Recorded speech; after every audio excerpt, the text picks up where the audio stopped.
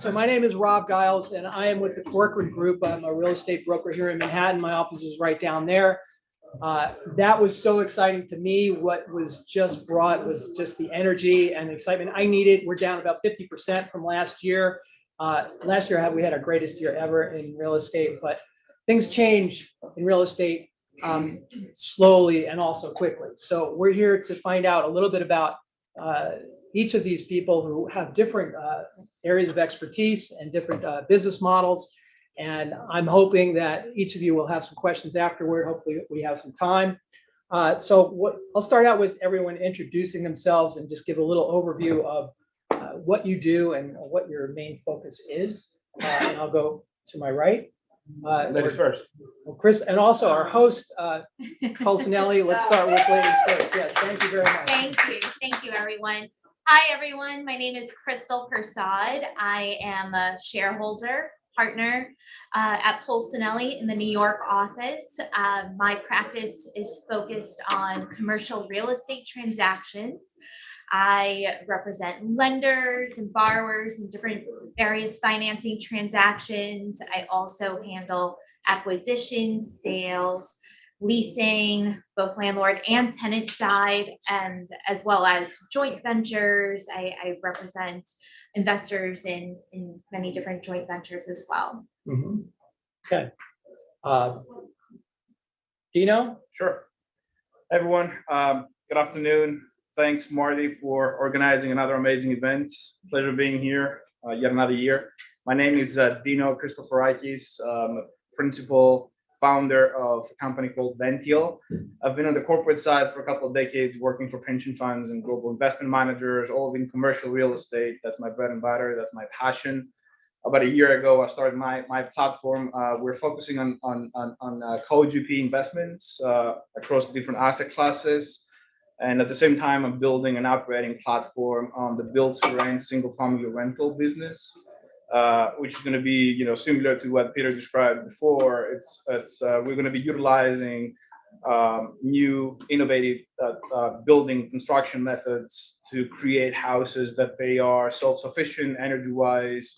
They're green, not reliant to the existing supply chain with all the pains that entails, as we've experienced over the past 2 or 3 years. And it's going to be affordable. So we're going to be shooting at rental within the 20% of AMI for the particular locations we're building. So pleasure being here. So, Johnny, it was good talking to you yesterday. Yes. After we spoke, I spoke to everybody else. So what you said made a lot of sense. Tell us a little bit about your business and where you think we are. So, hi, everyone. My name is Johnny Su. I run Recap. I'm one of the co-founders. Been running it since 2006. We used to be a subsidiary of GMAC. We help clients secure financing on commercial real estate. Known to do more out-of-the-box type of deal. We do a lot of special use, do a lot of construction, and we generally are busier when the markets are slow. It's harder to get capital. Yeah, is that where we are now? Yes. Okay. We are in the down cycle. All right, which is temporary, right? But this gives opportunities to everybody here. So Onic, did I pronounce your first name right? Yes, that's correct.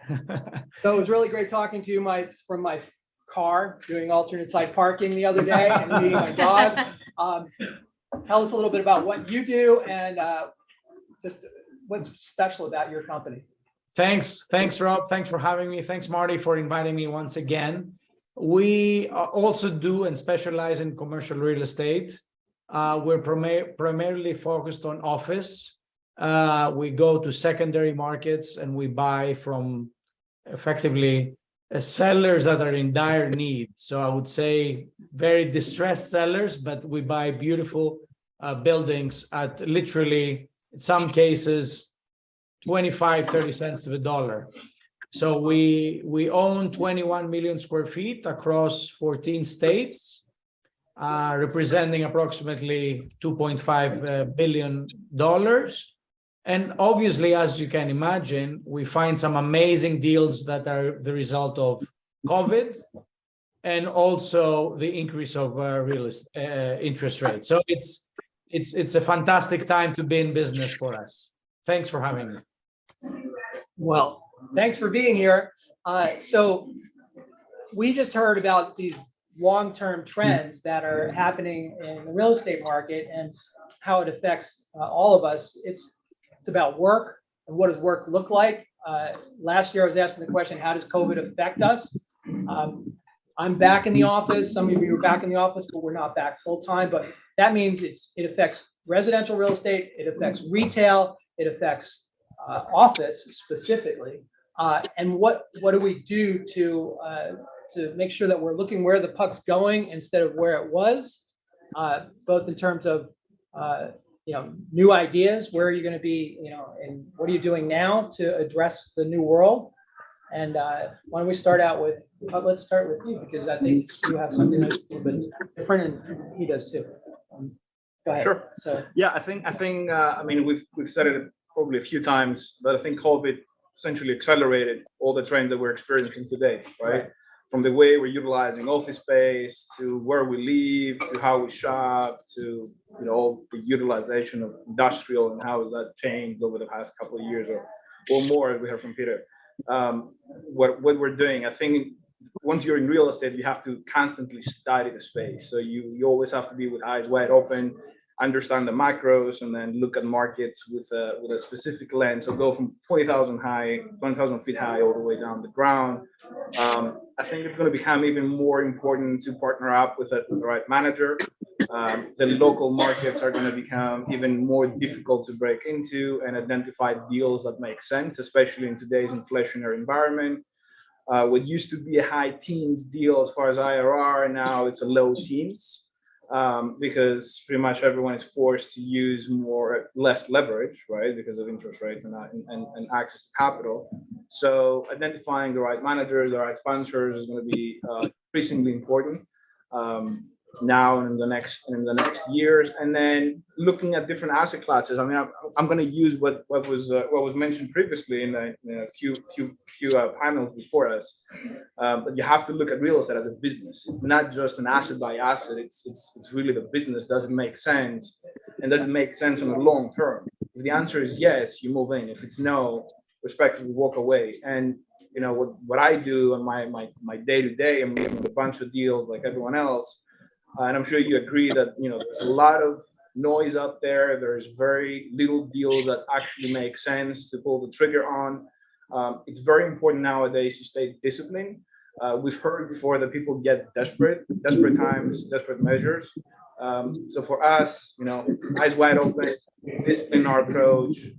Probably look at a couple hundred deals a week before you pull the trigger on half of it, and look at new asset classes, more niche. I think what Onic is doing is brilliant. Different industrial, like Peter said before, is going to have a long-term runway, and retrofitting existing asset classes into other uses. We will see the blending of different uses. So as a long-term effect.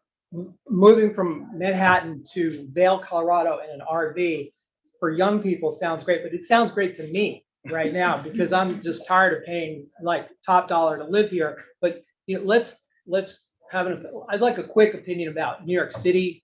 It's my city, and what you think the trends are here, and also because work is changing, how does it change different asset classes, and what opportunities do you have? So, Johnny, talk to us a little bit about financing and getting deals done, and also where are the pain points, and also where are the opportunities? So as we discussed before, I'm not a buyer, but most of our clients are very successful. Mm-hmm. So generally, you make good money during the good time, or you make a killing during distress. Okay. So most of my clients are actually very happy. They're just waiting to buy. Right. But right now, I think we're in between, where you have the buyers are smelling blood, but there's no blood yet. Right. But the seller's not willing to sell yet. That's why there's the same thing like a stock market. Everybody want to buy at the bottom. Right. Right. You never heard people in the stock market say, I don't want to buy at the bottom. Mm-hmm. Right. They're all waiting to buy at the bottom. There's a lot of people waiting to buy at the bottom. Okay. Right. But right now, the seller has not give up yet. Right. Right. It takes time because, if the bank doesn't want to foreclose unless they really have to, Mhm. right? And there's a lot of people buying nodes, a lot of people doing creative stuff. There's a lot of money out there. Mhm. And there's a lot of people, particularly in New York, it's a very deep market. Yep. A lot of people made a lot of money in New York. Mhm. So there's a lot of people sitting on sideline knowing that there's our value here, right? It's just a matter of like one client, 3-generation family, real estate family told me, he said, I made money the moment I buy the real estate, not when I sell it. I already know I made money. Mhm. So he said, I don't buy, wait, hoping the market go up. The moment I buy that building, I know I made money. He's just not gonna realize his capital until he sell it. So it's not a hope, it's not a dream. He know for certain that he's gonna make money, right? So these are the people, there's a lot of, in particular in New York, there's a lot of old money. There's a lot of people with big, deep pockets waiting to buy. It's just that it's always supply demand. It's like same thing with stock market. Go high and low, you have to buy low and sell high. Mhm. So I don't think the market is gonna crash because you're gonna have tons of people, particularly now that it's not a financial crisis. There's a lot of banks that want to lend you money. There's a lot of money out there. Mhm. So they're just waiting for the right opportunity. You are seeing people jumping in early now. You are seeing people bidding up office building. Mhm. But then you have people that saying, oh, that's too much risk. Let me wait for the price to come down even more. Mhm. Right? You have clients that I'll buy blind in New York City for $300 a foot. Right? Sure. So there's a floor. There's somebody that basically has a target and saying, I don't care. Like I met a client that owned a land for like 30 years. He said he bought in Village when it was nothing but drug addict, but he's making tons of money now. Right. So he's saying, look, the same thing is supply demand. We're on a little island. Right. There's only so much real estate. There's tons of people coming here. Yeah. It's So still hot. once you see like people see getting to bottom, you are gonna see. You're gonna see buyer jumping out of woodwork trying to buy the building at cash, not even with finance. There's tons of people willing to buy all cash. Mhm. So it's just a matter of, I think where the price gonna go. Excellent. I don't think we're gonna ever hit that bottom though, that No. rock bottom, right? Yeah. In places like New York, I mean, it's New Agreed, York. yeah. You're talking about a global city. It's not going anywhere anytime soon. Right? No. So, and just to put into perspective, on the residential side, this year was the first time in history that the median rent in New York City exceeded $4,000 a month. I mean, you know that better than we do, right? So talking about rents going down over, during COVID, they recovered on a lightning speed. Yeah. And then Yeah, they're higher than where they were. They are. Exactly. They're higher And than then people. when you look at office, right, you're talking about a 450 million square foot market, right? And if you look at the statistics, about a third of that, a little bit more, 120 million square feet of office buildings in New York, they need some kind of a retrofit. You're talking about functionally obsolete space, right? So yes, there's a bid-ask spread. What we're willing to pay, what I'm willing to sell it for, right? Is it going to come down at some point? Yes. Does it need some extra help from the government? Absolutely. And I think the local government is actually doing a pretty good job. We got to give credit the new administration for that, pushing towards easing off the zoning restrictions that have been detrimental towards retrofitting or converting existing office stock into resi, with the exception of downtown and certain parts of it and certain buildings of certain vintage. So once you ease off those restrictions, you're going to see many more conversions of, and you're going to create buildings with personality, character. What Peter said earlier, that not only residential tenants but also commercial tenants, they need quality, they need amenities, they need a space with a unique character instead of the cookie cutter 1980s vintage that we're all used to. Excellent. We're gonna get to Onic and then we'll have a question, but Crystal, what are you seeing in terms of your clients? Is there a lot of distress coming through particularly for office, and how are you handling it? The distressed deals are starting to pick up now. Traditional deals obviously is a little bit at a standstill, and we're starting to see more loan modifications and more restructuring of current deals, and we know that that's going to pick up over the next few months. Onic is right there. And tell us about you must be so excited. Yeah. First of all, I want to say I totally agree with Johnny, especially with the making money the day that you buy the property. I couldn't agree with you more. Dino, I agree with a lot of what you said, and Crystal the same. What we see, and in echoing your statements, what we see in office real estate, which is our expertise, is the magic three words: flight to quality. So although companies are struggling to attract employees back to the office and to recruit in such a tight labor market, they've become insensitive to rental rates, and almost entirely they focus on buildings of high quality with lots of tenant amenities. So, I mean, the statistics are staggering. 88% of the tenants are moving to newer or renovated buildings, although rents can be as high as 50% higher than their, previous building. And so what's amazing is if you focus and if you make the right acquisition at the right price, which is what is of paramount importance, as Johnny said, so you can make money the day that you actually bought. You reset the cost basis and you can spend money to improve these amenities when they don't exist, or create them when they don't exist. Create golf simulators, create all these tenant lounges and all these facilities that are these tenants are craving for, and their employees even more so.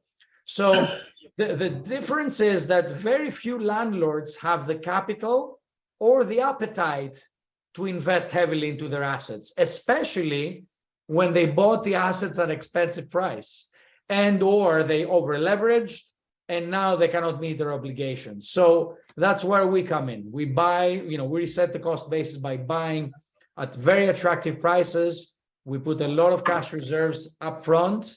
We create these amenities and we see magic happening. Actually, a quick comment on that, just piggybacking on what Onic just mentioned. For New York specifically, just using a little bit of statistics, for New York specifically, the better buildings, which is exactly what you're describing, Onic, they are seeing about 73 or 75% of the leasing activity for over 50,000 square foot blocks, even though they represent less than 43% of the office stock, right? So that speaks volumes in terms of flight to quality. And if you want to get an idea of what that means, I'm going to give credit to a company. It's called Marks Realty. Walking any of their buildings in Manhattan, right? Any of their office buildings in Manhattan, you're going to turn around the moment you step in. You're going to be like, wait a minute, is this an office or a hotel? It smells like a hotel, feels like a hotel, it looks like a hotel. They welcome you as if you are a hospitality guest instead of just an employee walking into a cold building, right? Hey, Robert. Yeah, just a quick question. Onic, it's Rob Colorina. How are you viewing the shared office or the shared experience? I think you made an interesting comment, Marty. In San Francisco, I visited at Shack 15 at the Ferry Building, and that became a kind of a buzz area. But I think whether it's WeWork or some hybrid of that, I'd be curious from the principal side, how are you integrating that? We don't like Johnny said, we don't chase themes. We don't try to wish on things. We would create micro suites in order to attract tenants. We would invite companies that are doing that kind of business, but we're not betting the farm on it. We cater to a wide audience of different tenants. The whale type of tenants that would come and get half the building in some cases, or the whole building in some cases, and also smaller tenants. So yes, we welcome this because we think that's part of the future. And you know what, we're gonna go on, we'll ask a couple more questions. Let's talk about life.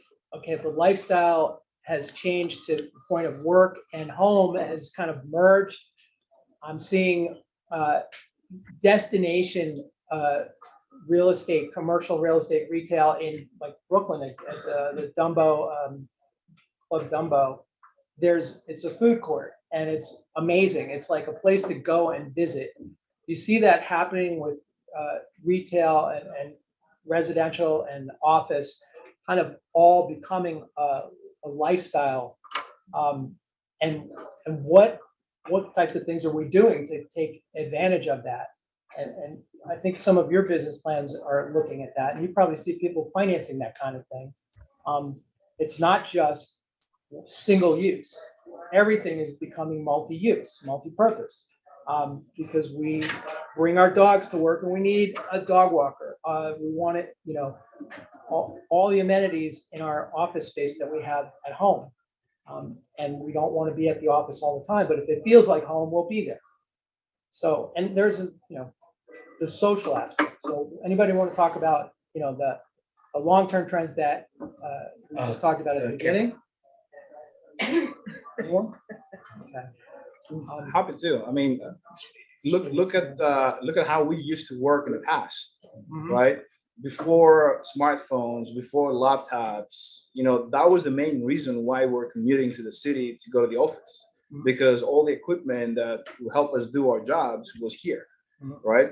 So now, talking about acceleration, it was happening before a certain extent, but now with COVID, we have the proof of concept. Now everyone knows that yes, we can do it. We can get things done by staying at home, right? So that's the reason why, forward-looking developers nowadays, they're looking at mixed-use concepts, right? And I think it's the future. I think we're going to see a lot more blending amongst different uses, even within certain urban cores like Manhattan. It's not far away, in my opinion, that you're going to get to see a building 50-story high where you're going to have 3 or 4 even different uses: hotel, office, resi, anything else you can think of, right? Maybe it's retail, complementary to those previous uses. And then going to the suburban markets, everything is going to be driven by the experience, whether it's retail, whether it's a living community, whether it's anything you can think, an office, suburban office building. It's all about experiential. It's all about creating the lifestyle and making the people's lives easier, giving them a reason why do you want to live, work, and play here, right? Yeah. So I also heard a lot about ESG and environmental and regulatory, and Europe being, almost taking a huge part of their stock off market because it doesn't comply. I like cooking with gas. New buildings, they can't even install gas. How is that affecting what we're doing, and what do you see happening in the future as far as just electric vehicles, for instance? What's most important about that as it relates to real estate? I have met someone who wants to buy a parking space, but I'm like, you still have to park electric vehicles. But so there's a business there, and now it goes back to your points. Let's always take it from a business standpoint. Where are the business opportunities for you in 3 years? Asking me? Yeah, well, so let's look at parking garages, right? Look at structural parking garages, the urban core. Right. You're sitting in a gold mine, right? Whether you're operating that property as a parking garage or not, you're still sitting in a gold mine, and that's money that you haven't realized yet, because there's so many different uses you can make out of a parking garage. Look at the very top, the top level of a parking garage structure. Nobody wants to park there. If you're getting into a garage, you're going to go around in circles for 9 stories just to get to the top, unless you haven't found a spot on the lower floors. You're never going to get there. But you have other concepts going back to technology, right? Where you have drone deliveries, you have the concept of flying taxis, and there is a couple of companies that are working on that as we speak, and we're not far away. We got vertical farming. right? That's prime real estate that's completely unutilized, not even underutilized. The walls of a parking garage structure. Who have thought of that? Nobody. EV stations, right? If you drive your electric vehicle in parking garage, you gotta charge it somewhere. So there's a lot of innovation that's essentially happening as we speak.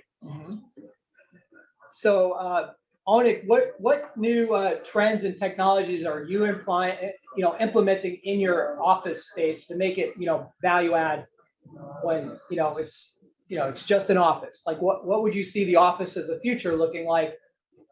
Remember 20 years ago, they talked about the office of the future. What does it look like in the next 20 years?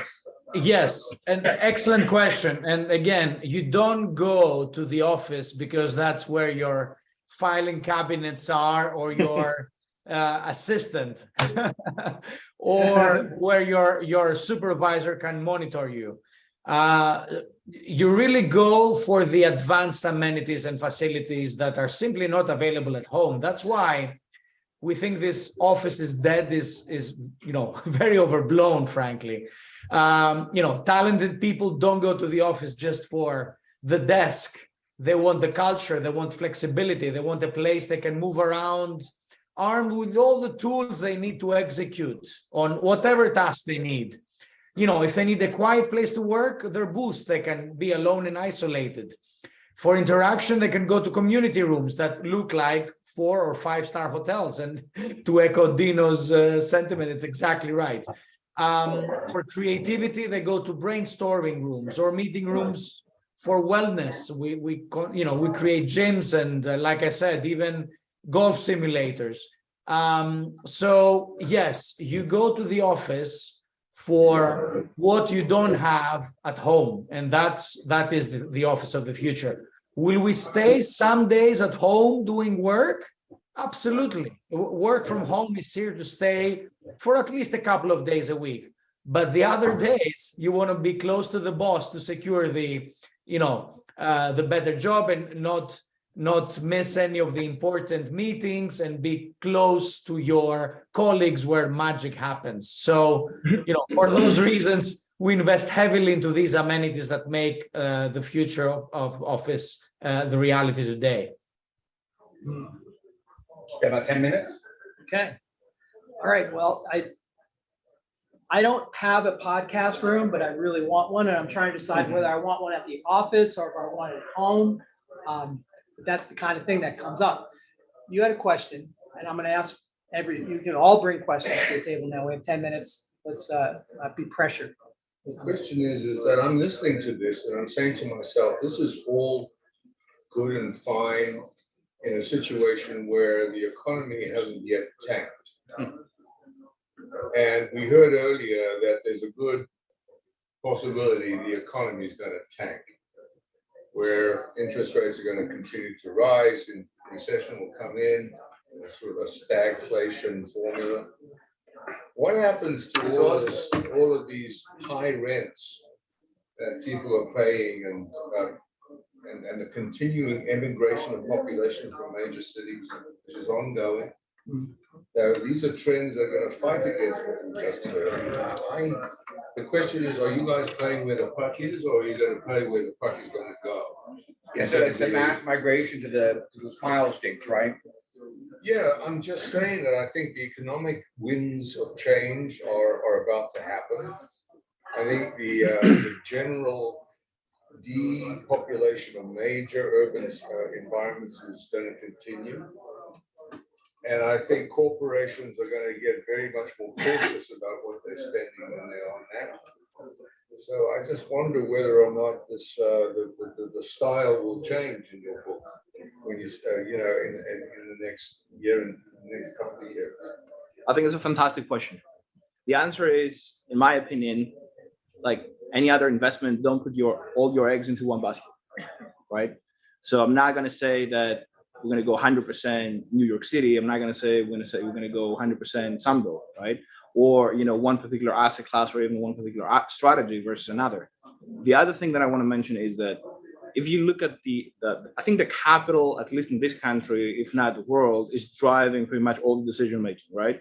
So most of the LPs out there, they have a 3 to 5 year lens. If you look at the largest LP funds, their life, the fund life, rarely exceeds 7 years, right?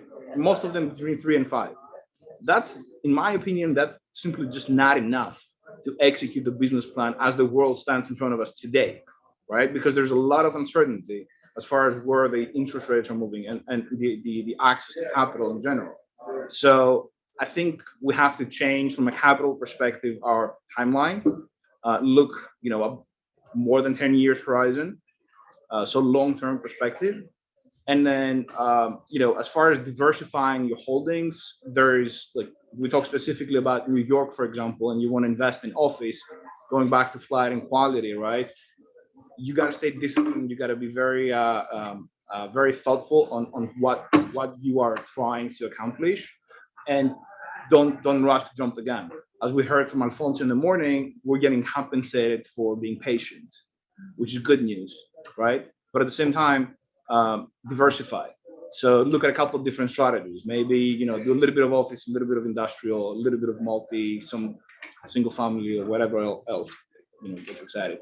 I think we've heard that before, but as we get out of the recession, probably the first asset class that's gonna drive us away from a recession is multifamily or residential in general. So you got to keep that in mind when you make your allocation. And then other property types like office or anything with longer term lease structure is you gotta be a little bit more careful.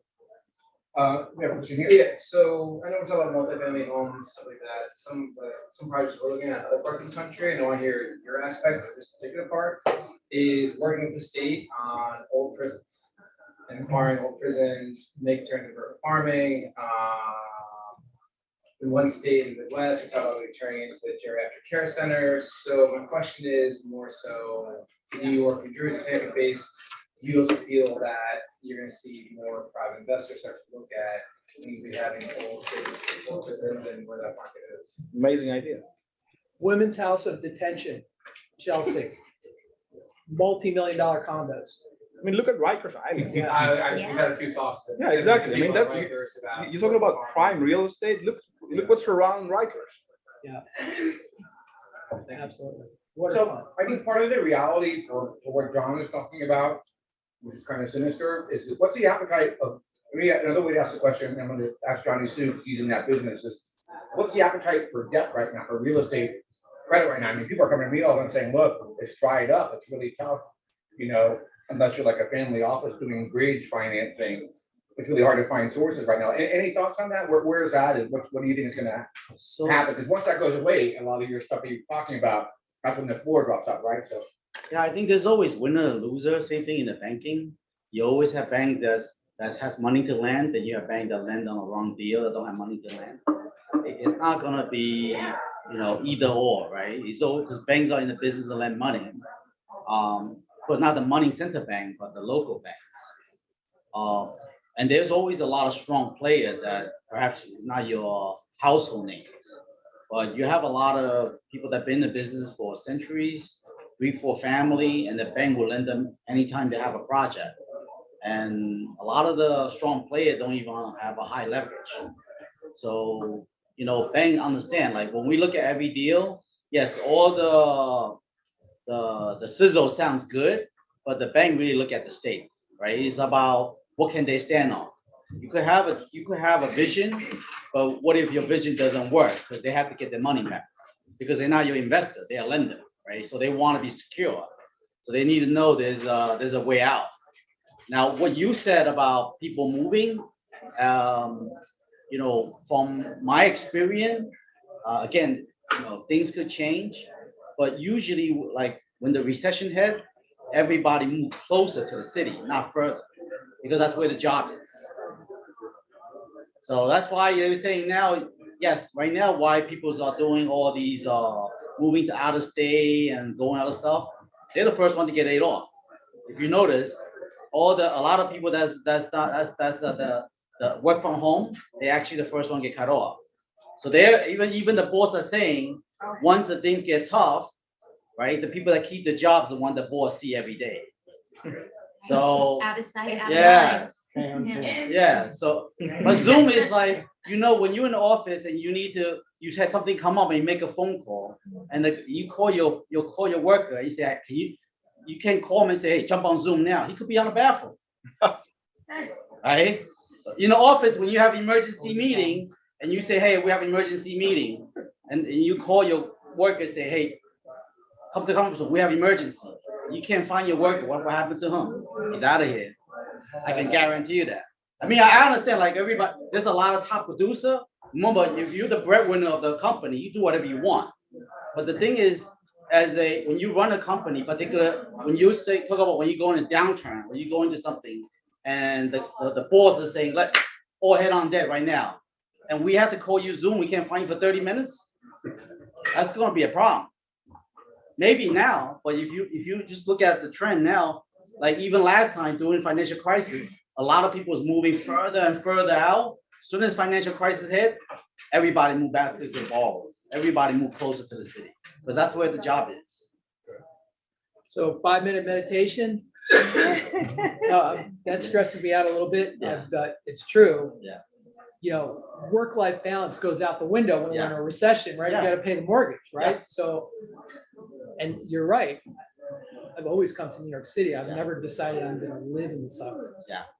Some closing comments? Yeah, so closing comments, let's start with Onic. What do you think? Well, just give us your general closing comments about where we are, where we're going. I think that we're gonna see a lot of things happening going forward, and obviously we don't know what's happening. But what we do see is that we're entering a deep value market, and there's lots of investor appetite for deep value partnership investing, and this makes us very excited for especially for this year. So we see a growing amount of very interesting deal flow, ground leases, mezzanine loans, equity acquisitions, REIT rescue opportunities, and other special opportunities. And again, we cherry pick. We have some 9 cap deals, which are very, very interesting.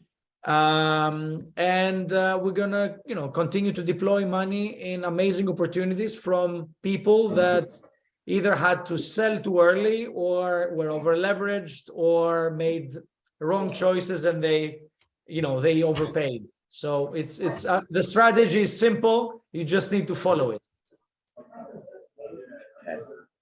Crystal? Following what Onic said, definitely going to see just maybe a little bit more distress, some more restructuring of deals.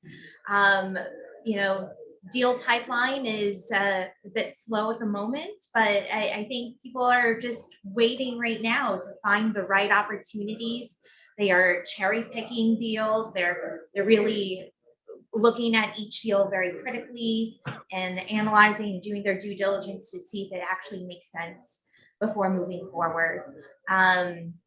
We'll probably see more distressed deals though in the next few months or so, and see what happens. But definitely, there'll be some more creative deal structuring to be done, and possibly alternative lending strategies.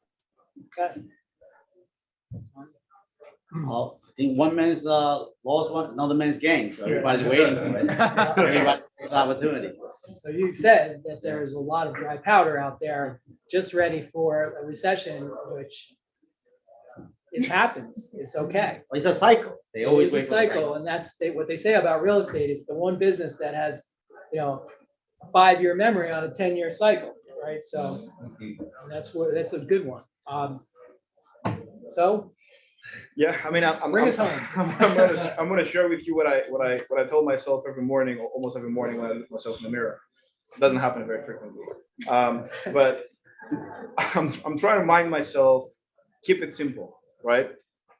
including investing in real estate. At the end of the day, we have to keep it simple, and we have to invest in real estate as if we're investing in a business. And what's the number one thing that you're looking at when you're investing in a business? Does it solve any problem?